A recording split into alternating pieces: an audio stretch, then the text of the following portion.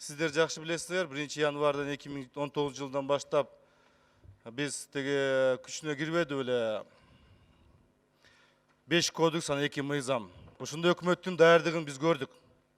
Аға уят болып, бұл жерде біздің жөркенештин астына келіп, ар кандай сөздөр айтылды.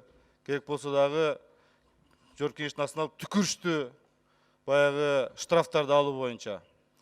Мына мен сіздерге маалымат катары айтып коеюн.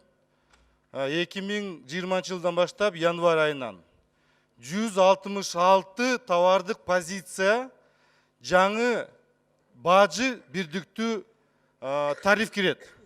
166 товардык позиция бул биз жеңилдетилген мына мөөнөтү узартып, ушу күнгө чейин алынбасын деп, мына эскиргенден кийин алынбасын деп, мына ошол льготаларды алганбыз.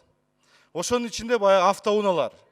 Эгерде автоунаны алып келгенде $500 растаможка төлөгөн болсо, мына 1 январдан баштап $5000 төлөйт. $5000 төлөйт.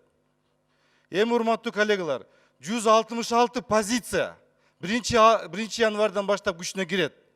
Бул 166 позиция, бул 166 ишкерге таасир этет.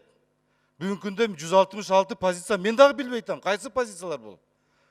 Биз туура көрүш керекпиз. Мына Кытай менен иштеп атат биздин ишкерлер, Турция менен иштеп атат биздин ишкерлер, башка мамлекеттер менен иштеп атат ишкерлер.